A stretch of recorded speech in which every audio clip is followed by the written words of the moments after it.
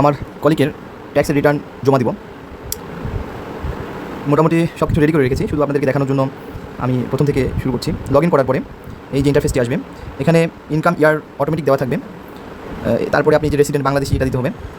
তারপরে কোনো ইনকাম কি আছে আপনার এমন যে ট্যাক্স ফ্রি, এরকম তো নাই, প্রতিটা ইনকামই হচ্ছে ট্যাক্সের মধ্যে পড়ে।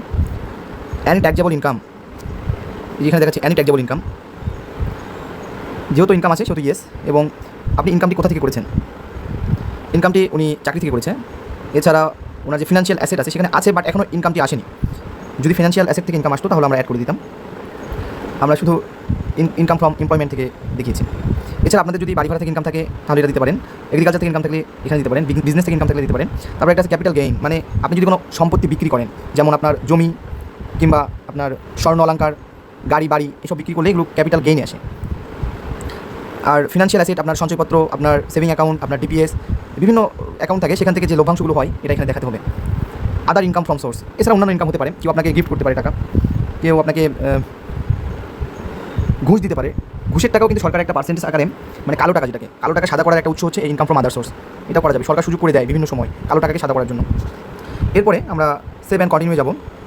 সেভ অ্যান্ড কন্টিনিউ গেলাম।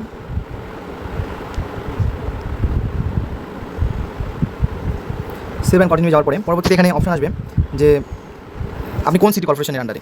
হ্যাঁ, এটা তখন দিয়ে দিতে হবে যে ঢাকা উত্তর, দক্ষিণ, চিটাগাং সিটি কর্পোরেশন নাকি আদার এরিয়া, এটা অবশ্যই দিতে হবে।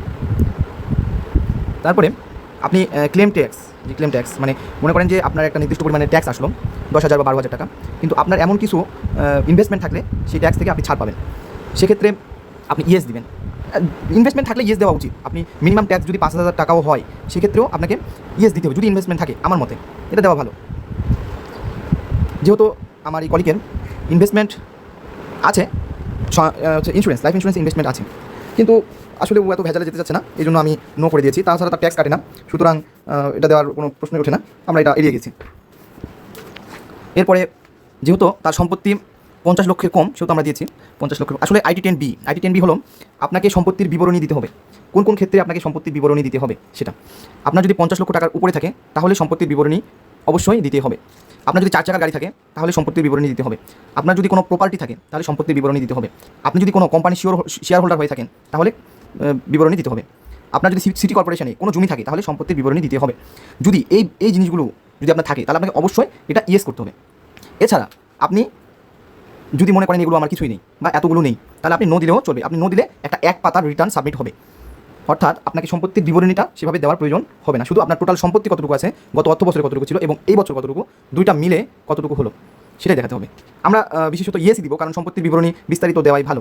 যদিও এই কলিগুলো আমার উপরে কোনোটি নেই, তারপরেও আমরা ইয়েস দিব, ইয়েস দেওয়া ভালো। এখন আমরা পরবর্তী ধাপে যাব। পরবর্তী ধাপে আসার পরে আমাদেরকে দেখাইছে ইনকাম। যে ইনকাম, আমরা ইনকামটা দেখাবো। বিভিন্ন ইনকাম হতে পারে, আমরা আগেও বলছি। আপনি যে ইনকামগুলো সিলেক্ট করবেন সেই অপশানগুলো এখানে আসবে। আপনি যদি হাউস রেন্ট থেকে ইনকাম করেন সেখানে একটা আলাদা অপশন থাকতো। আপনি যদি বিজনেস থেকে ইনকাম করেন এখানে আরেকটা অপশন থাকতো। আপনি যদি ক্যাপিটাল গেইন থেকে ইনকাম করতেন সেখানে আলাদা অপশন থাকতো। প্রতিটা ইনকামের জন্য আলাদা আলাদা অপশন আছে। এখন ইনকাম ফ্রম এমপ্লয়মেন্ট আমি আগে থেকে সব রেডি করে রাখছি, তারপর আপনাদেরকে একটু দেখাই। এখানে অ্যাড করতে হবে, এই যে অ্যাড। যেহেতু আমি একটা অ্যাড করে রাখছি, সুতরাং আরেকটাও অ্যাড করতে পারবেন। আপনি যদি একসাথে 2-3টা চাকরি করেন আপনি সেটাও অ্যাড করতে পারবেন। আপনাদেরকে আমি দেখাচ্ছি। এই যে আরেকটা, এখানে কিন্তু একটা আছে, এটা হাইড হয়ে গেছে, এটা আছেই। একটা এভারকেয়ার হসপিটালে জব করে, এটা আছে। আরেকটা যোগ হয়েছে। আপনি এটা যখন বিস্তারিত পূরণ করা শুরু করবেন তখন ওই রকম অপশানগুলো চলে আসবে। সুতরাং আমার এটা দরকার নেই, যেহেতু একটা চাকরি করে, এটা রিমুভ করে দিলাম। এরপরে তার স্যালারি স্ট্রাকচার, বেসিক স্যালারি বছরে কতটুকু পাইছে, হাউস রেন্ট বছরে কতটুকু পাইছে, মেডিকেল অ্যালাউন্স বছরে কতটুকু পাইছে, কনভেন্স অ্যালাউন্স বছরে কতটুকু পাইছে, ফেস্টিভ্যাল বোনাস বছরে কতটুকু পাইছে, টু জেড আর কি সবগুলো এখানে যখন বসাই দিব তখন আপনার সব কিছু অটো ক্যালকুলেশন করে নেবে। সব কিছু অটো ক্যালকুলেশন, তার কতটুকু ট্যাক্স আসলো, কতটুকু ইনকামের উপর কতটুকু ট্যাক্স। আমি আবার বলছি, এই ট্যাক্সের রিটার্নটা বা সামনাসামনি রিটার্ন, অফলাইন রিটার্ন যেটাই বলেন না কেন, রিটার্নের ক্ষেত্রে শুধু ইনকামটাই গুরুত্বপূর্ণ নয়। কারণ কারো ইনকাম নাও থাকতে পারে, কিন্তু তার সম্পত্তি থাকতে পারে, তার খরচ থাকতে পারে। সুতরাং সরকারকে প্রতি বছর আপনার সম্পত্তি দেখাতে হবে। আপনার যদি কোনো সম্পত্তি নাও থাকে, আপনার যদি কোনো ইনকাম নাও থাকে, তাহলে তো আপনার এই রিটার্নের কোনো প্রয়োজন নেই বা ট্যাক্সের কোনো প্রয়োজন নাই। সেক্ষেত্রে আপনি এটা অফ করে রাখতে পারেন। কিন্তু কেউ যদি একবার ট্যাক্স আইডি খুলে ফেলে তাকে প্রতি বছর এটা সাবমিট করতে হবে। সরকারকে বোঝাতে হবে যে আমার এত টাকা ইনকাম অথবা আমার সম্পত্তি এতটুকু বেড়েছে বা কমেছে। এরপরে আমরা নেক্সট ধাপ চলে যাবো। সেভ অ্যান্ড কন্টিনিউ করলেই আর কি এখানে চলে আসবে। সেভ অ্যান্ড কন্টিনিউ করলে পরে ধাপে যেতে পারবো। পরে ধাপ হচ্ছে আমি কতটা খরচ করছি, এক্সপেন্স খরচ করছি সেটা। নেক্সট ধাপে চলে গেলাম। আমার যদি সেভ করা আছে আমি ডাইরেক্টলি এখান থেকে যেতে পারবো, এখান থেকে ক্লিক করে যেতে পারবো। তবে আমি সেভ অ্যান্ড কন্টিনিউ ক্লিক করে তারপর যাচ্ছি। করেছেন ইনকাম করেন কিংবা না করেন, আপনার কিন্তু একটা খরচ আছে, এই খরচটা দেখাতে হয়। আপনি চাইলে একবারেও দেখাতে পারেন যে একটা টোটাল বছরে কত টাকা খরচ করেছেন। আপনার হচ্ছে এটা দিচ্ছি তো জুলাই 24 থেকে জুন 25 পর্যন্ত, জুলাই 24 থেকে জুন 25 পর্যন্ত আপনি কয় টাকা ইনকাম করছেন বা ইনকাম না করে থাকেন, খরচ কিন্তু করছেন, সেই খরচটা এখানে দেখাতে হবে আপনাকে। আপনি চাইলে বিস্তারিত খরচ দেখাতে পারেন, যেমন এইভাবে বিস্তারিত আলাদা আলাদা করে কয় টাকা ফুড বিল, হাউসের খরচ কত, লেখাপড়ার খরচ কত, সব দেখাতে পারেন আলাদাভাবে। আপনার কয় টাকা ট্যাক্স কেটে নিয়েছে এটা এইভাবে দেখাতে পারেন। তো যেহেতু এত বিস্তারিত দেওয়ার মতো কিছু নেই, আমরা আমার কলিগকে শুধুমাত্র সিঙ্গেল ডিজিটে দেখা দিয়েছি, শুধুমাত্র এখানে দেখা দিয়েছিলাম 3 লক্ষ টাকা দেখাইছিলাম, তার ইনকাম প্রায় 5 লক্ষ টাকার মতো, আমরা 3 লক্ষ টাকার মতো দেখাইছি খরচ, আর বাকি টাকা তার এটা সেভ বা অন্যান্য কাজে লাগছে। এবার আমি তার অ্যাসেটগুলো মোটামুটি লিখে রেখেছি, তার কী কী সম্পত্তি আছে। সম্পত্তি আরেকটা বেশি গুরুত্বপূর্ণ, সেটা এই যে net wealth last date of previous income year, মানে আপনার সর্বশেষ অর্থ বছরে কত টাকা বা কত টাকার সম্পত্তি ছিল, সেটা কিন্তু আপনার রিটার্নের কাগজে রয়েছে, সেই টাকাটা এখানে আপনাকে বসাই দিতে হবে। অথবা আপনি যদি প্রথমবার রিটার্ন দিয়ে থাকেন তাহলে একটা আনুমানিক হিসাব করে নেবেন আপনার কত টাকার সম্পত্তি আছে, তখন এটা অ্যাসেট থেকে এখান থেকে অ্যাসেট আপনার ব্যাঙ্ক ডিটেলস সব থেকে একটা হিসাব হবে, এবং পূর্বে কত টাকা সম্পত্তি ছিল সেটা এই জায়গায় বসাই দিতে হবে। এভাবে ক্যালকুলেশন রাখতে হবে, এবং ডিফারেন্স সুন্দর করে জিরো হয়ে যাবে। ডিফারেন্স জিরো মানে আপনার আয় এবং ব্যয় মিলাই জিরো হবে, আয় ব্যয় এবং পূর্ববর্তী সম্পত্তি মিলাই যোগফল অবশ্যই জিরো হতে হবে। জিরো না হলে হয়তো হিসাব মিলে নাই, কিন্তু যদি হিসাব না মিলে থাকে তাহলে এটা ব্যাখ্যা আছে, এটাও করা যায়, কিন্তু এটা ব্যাখ্যা দিতে হবে।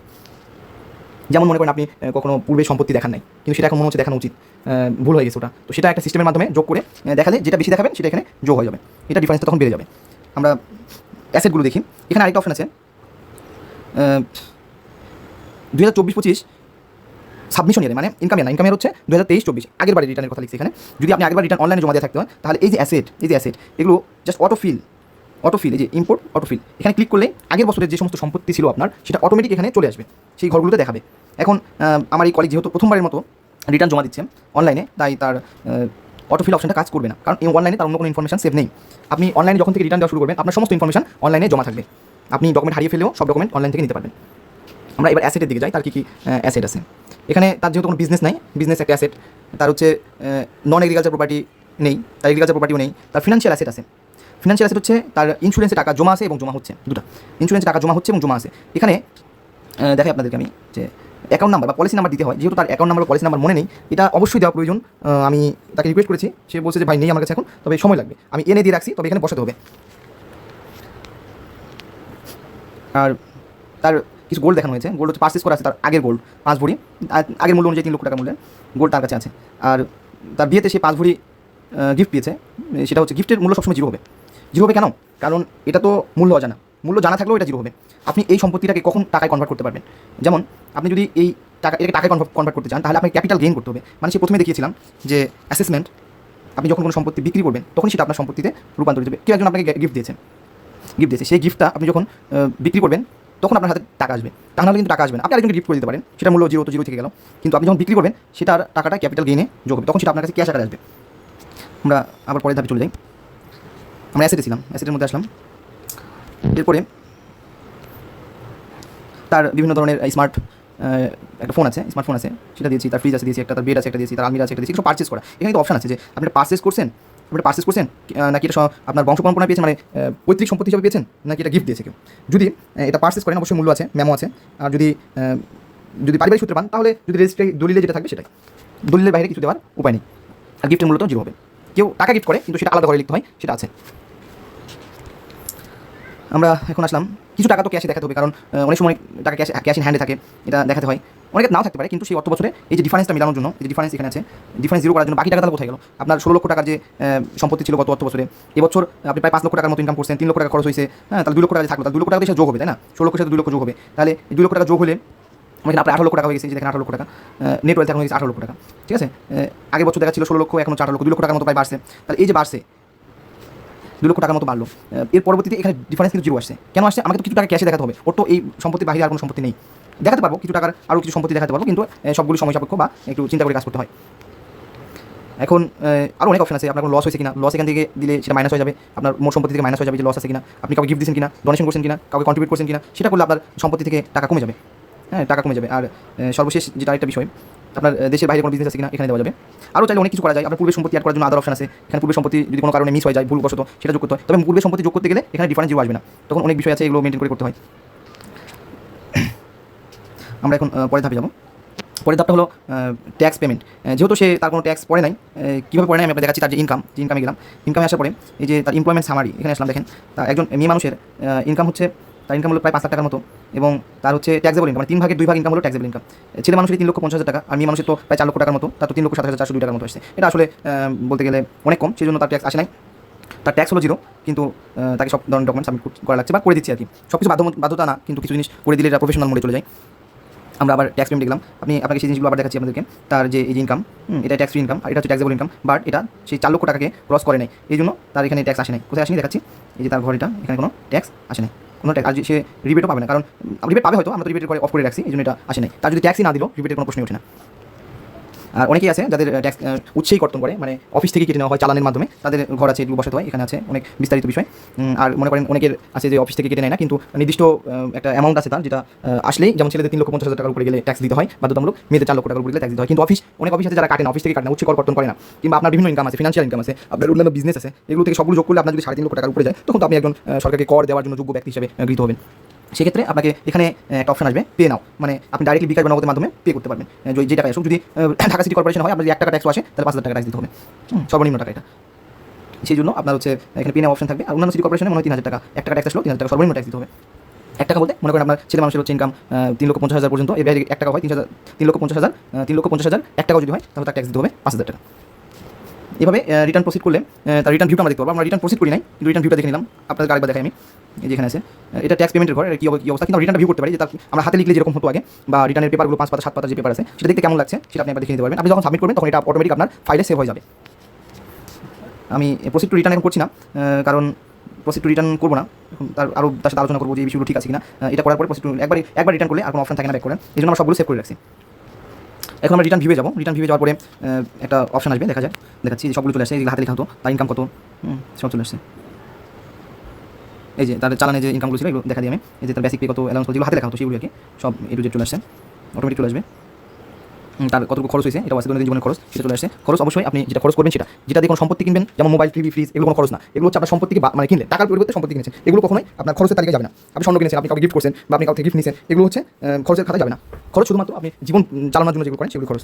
যে আপনার সম্পত্তি আগে ছিল কত, এখন হলো কত, ঠিক আছে, সব যোগ বিয়োগ, সহজ জিনিস, যোগ বিয়োগের মতো বিষয়, এগুলো দিয়ে এটা কমপ্লিট করা আছে। আপনি আপনারা সব দেখতে পারেন, এবং এখানে আইন আছে যে আপনাকে কী কী করা যাবে এবং কী কী করা যাবে না। আইনটা আমি আপনাকে বাংলায় দেখাই দিচ্ছি, এটা খুবই ইম্পর্টেন্ট। যেমন আয়কর আইন 2023 অনুসারে আয়কর কর্তা বা তার অনুমোদিত প্রতিনিধি কর্তৃক এই রিটার্ন স্বাক্ষরিত এবং যাচাইকৃত হবে। প্রযোজ্য ক্ষেত্রে সংযুক্ত করুন, আপনার বেতনের বিবরণী যোগ করতে হবে, ব্যাংকের সুদের জন্য ব্যাংক স্টেটমেন্ট দিতে হবে, তারপর হচ্ছে সঞ্চয়পত্রের সুদের জন্য সঞ্চয়পত্র, তারপরে বাড়ি ভাড়া থাকলে বাড়ি ভাড়া চুক্তিনামা, পৌরকর, ভূমিকর রসিদ, গৃহীত সম্পত্তি, ঋণের বিবরণী, ঋণ নেওয়া থাকলে এবিসির অনেক কিছু আছে, জাকাত টাকাত, সঞ্চয়পত্র, অনেক বিষয় আছে, এগুলো পড়ে দিতে হয়। না দিলে আপনার জন্য যে কোনো সময় ভুল করে থাকলে মামলা হতে পারে এবং আপনাকে জরিমানা দেওয়া লাগতে পারে। আপনার কয় মুক্ত হয়, আপনার যদি কোনো নাবালক সন্তান থাকে, কী কী বিষয় সংযুক্ত, এটা কিন্তু খুব ইম্পর্টেন্ট। আমরা কিন্তু করি না। আপনার কয়জন সন্তান আছে, কয়জন নাবালক সন্তান আছে, আপনার উপর কয়জন নির্ভরশীল, ঠিক আছে, এই জিনিসগুলো এখানে যোগ করতে হয়। যদি আমরা এই জিনিসটা কেউ করি না, এটা কেউ করি না, কিন্তু জিনিসটা আমাদের খুবই, আমি এটা লাল কালি দেখা দিচ্ছি, এই জিনিসটা কিন্তু করি না, এটা কিন্তু খুবই ইম্পর্টেন্ট। এটা না করলে যে কোনো সময় আপনার স্ত্রী ইনকাম করে, কিন্তু আপনি সেই ইনকাম দেখাচ্ছেন না। আপনার স্ত্রী যদি আয়কর রিটার্ন না জমা দেয়, কিন্তু আপনাকে কিছুটা হলেও জমা দেখাতে হবে। এটা অনেক বিষয় আছে, ব্যাখ্যা আছে, এটা নিয়ে এখানে বলা সম্ভব না। আপনি যে ইনফরমেশনই দেন না কেন, এটা অবশ্যই সঠিক হতে হবে এবং কোনো কিছু লুকানো যাবে না। এটাই হলো এটার মূল পরিবর্তিত বিষয়।